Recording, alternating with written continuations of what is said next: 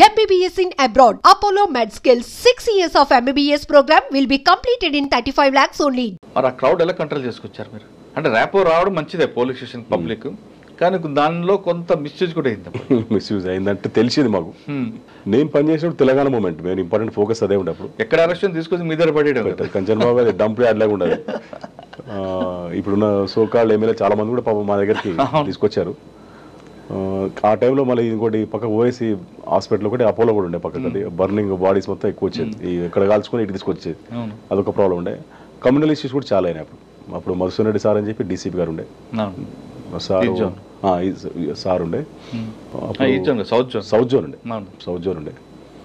అప్పుడు కూడా ఈ హుస్సేన్ ఆలం లిమిట్స్లో ఇక్కడ చాలా ఇన్సిడెంట్స్ అయినాయి. ఏకకాన్ గారు ఆ టైంలో ఒక ఇన్సిడెంట్ జరుగుతుందండి, కమ్యూనల్ అయింది, 3 రోజులు కర్ఫ్యూ కూడా పెట్టారు. దాని ఇంపాక్ట్ మీకుందా? ఉన్నది. మేమందరం బందోబస్తు డ్యూటీలో ఉన్నాం అందరం, హుస్సేన్ ఆలం లిమిట్స్ అక్కడక్కడ. అప్పుడు దాని కూడా నయీం కూడా అప్పుడు ఇంటర్ఫియర్ ఉండే కొన్ని కేసులు అక్కడ. నయీం చాలా కేసులు ఉన్నాడు మీ దగ్గర, కంచన్ బాగ్ పక్కన సంతోష్ నగర్ ఇవన్నీ కూడా ఉన్నాడు.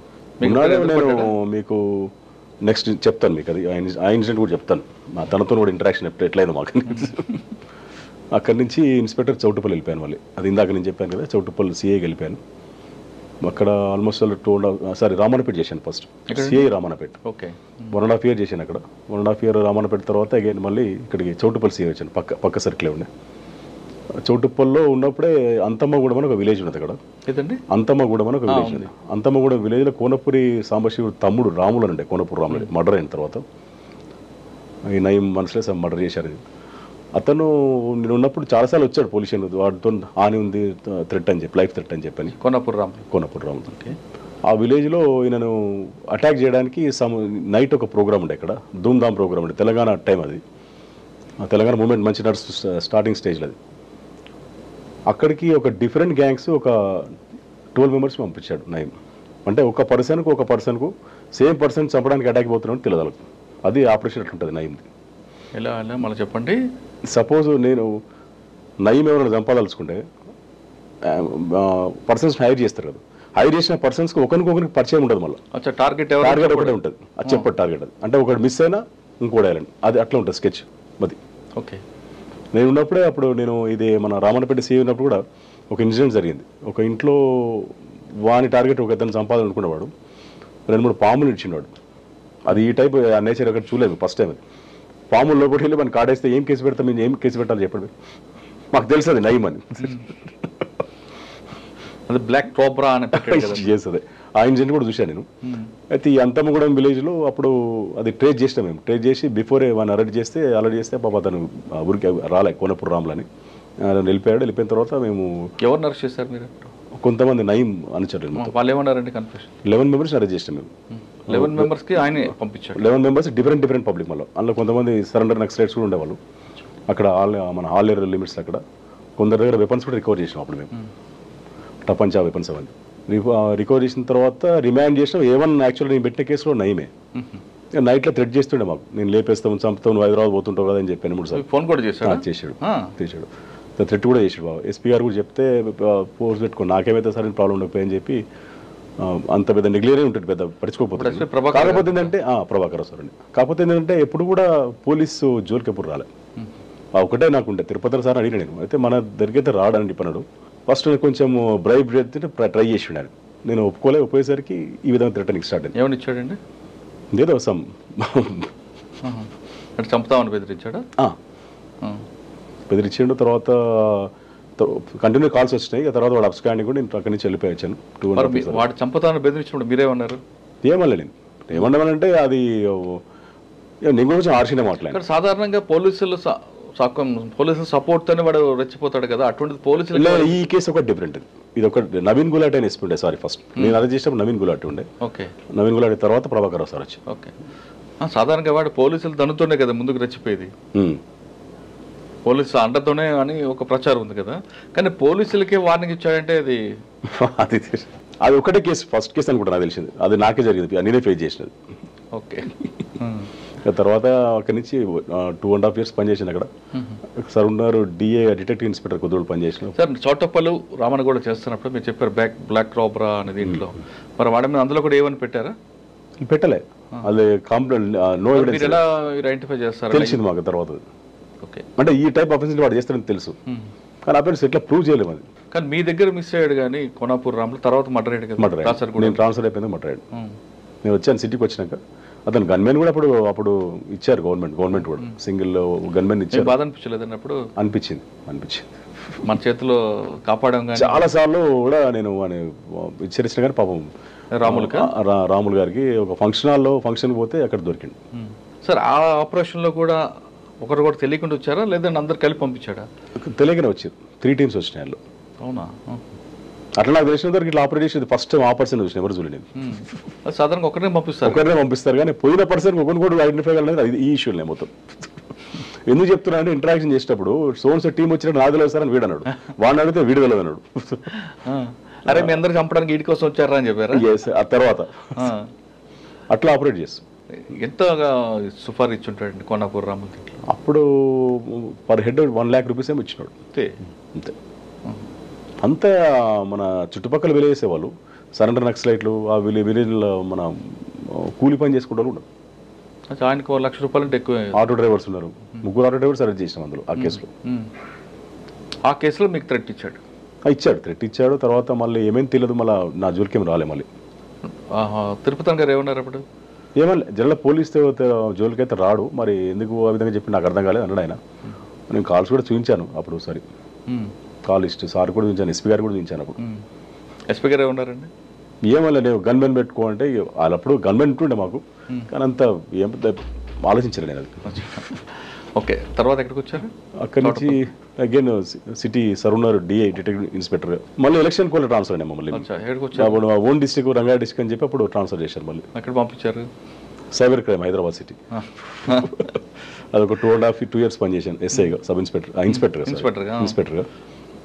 అక్కడి నుంచి అగైన్ ప్రమోట్. సార్ మీరు వచ్చేసారు సైబర్ క్రైమ్లో ఆన్లైన్ ఫ్రాడ్, జాబ్ ఫ్రాడ్ అప్పుడే స్టార్ట్ అవుతున్నాయి. అప్పుడే స్టార్ట్ అవుతుంది నైజీరియన్ ఫ్రాడ్ అని. ఇప్పుడు మేడం సిద్దిపేట కమిషనర్ మేడం ఉన్నారు, అనురాధ మేడం గారిని. అప్పుడు మాకు సైబర్ క్రైమ్ ఏసీపీ ఉండే మేడం. అప్పుడు ఎన్ని రిజిస్టర్ అయ్యండి కేసులు? లేదండి, కేసులు ఎన్ని రిజిస్టర్ అయ్యి సైబర్ క్రైమ్ అయ్యేది. ఇప్పుడు అక్కడ అప్పుడే మేము ఉన్నప్పుడు ఏసీపీ 4 ఇన్స్పెక్టర్స్ ఉండే. ఈచ్ ఇన్స్పెక్టర్ దగ్గర 200 to 300 కేసెస్ ఉంటుండే. పట్టుకొచ్చారు ఎవరైనా మీరు? కొన్ని తీసుకొచ్చాం, కొన్ని తీసుకెళ్ళాం. సాధారణ నైజీరియన్స్ అరెస్ట్ చేసిన చాలా బేబస్గా ఉంటుంది సీన్ అంటారు. సీన్ దట్ మీన్స్ ఏంటంటే మనకు పర్సన్ సేమ్ కనబడతారు, నేమ్ ఉంటుంది. మీరు 10 members పెడితే 10 members సేమ్ ఉంటారు. వాళ్ళు ఐడెంటిఫై చేయడం చాలా కష్టం, అర్థం కాదు మనకి. ఆల్మోస్ట్ ఫీచర్స్ సేమ్ ఉంటాయి. ఒకసారి మేదిపట్నం రైడ్కి వెళ్ళాం మేము. రాబర్ట్ సమ్ నేమ్ ఉంది, రాబర్ట్ అనుకుంటా. ఎస్, సమ్ ఒక కేసులో సైబర్ ఫ్రాడ్లో అరెస్ట్ చేద్దామని వెళ్తే విలేజ్కి ఒక ఇంటి మీద రైడ్ చేస్తే 3 పేర్లు రాబర్ట్, 3 సేమ్ ఉన్నారు. మరలా ఆ కాల్ లిస్ట్తో తీసాం లాస్ట్కి. అది కాల్ లిస్ట్లో కొన్ని మోల్డ్స్ ఉండే, ఆ మోల్డ్స్ మనకు కూడా కనబడేది. యాక్చువల్గా బ్లాక్ ఉంటుంది, వాళ్ళు కనబడదు, కానీ ఏమో ఫైండ్ అవుట్ అయింది. అట్లా కొంచెం కన్ఫ్యూజ్ ఉంటుంది.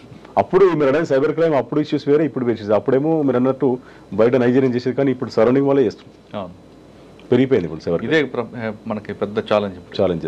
మన ఫ్యూచర్లో అయితే మెయిన్ అదే సైబర్ క్రైమ్ అనేది వెరీ వెరీ ఇంపార్టెంట్. అది ganja important, drugs important, cyber crime important. ఇది మాత్రం ఫ్యూచర్లో చాలా వెరీ డేంజరస్.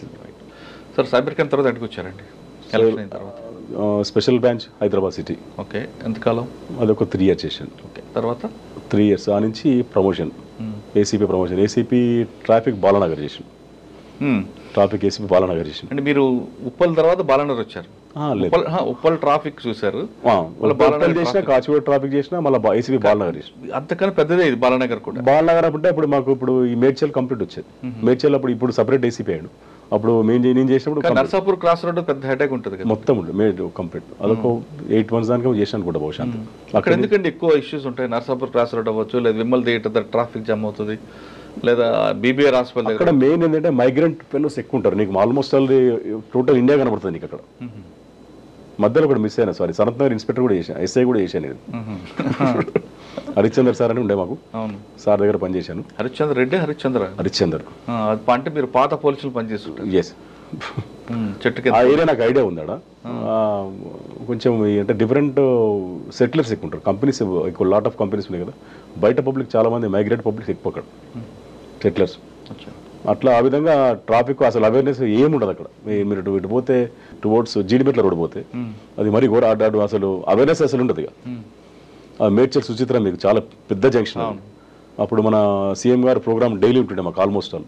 ఇది మనకు up to Shamirpet Gajwel border వరకు వస్తుంది మాకు. టఫెస్ట్ డ్యూటీ అది. డైలీ ఆల్మోస్ట్ ఆల్ మేము మొత్తం రోడ్ల మీద ఉంటుంటే మొత్తం. సార్ మీకు ఎక్కువ రోడ్డు మీద జాబ్ ఉంటుంది, ట్రాఫిక్ మీకు ఆఫీస్ అంటే కనిపించదు. మరి ఎలాగండి ఎంత ఇన్కన్వీనియన్స్ ఉంటుందా? మీరు ఎప్పటి నుంచి చూసినా సరే బాలనగర్లో నర్సాపూర్ క్రాస్ ఎడతారు, బండిలో కూర్చొని ఉండేవారు. నేను చాలాసార్లు చూసా. అయితే అటు లేదంటే నర్సాపూర్ రోడ్డు లేదంటే కుక్కటిపల్లి వై జంక్షన్ వైపు ఈ బళ్ళు మీకు వెహికలే ఆఫీసా? ఆల్మోస్ట్ వెహికలే. అంటే ఏసీపీ లెవెల్ ఉంటుంది అనుకోండి, ఇన్స్పెక్టర్స్ కూడా. మీకు ఏసీపీ లెవెల్లో కూడా అక్కడ ఫతేనగర్లో ఉండేది ఆఫీస్ అనుకుంటా.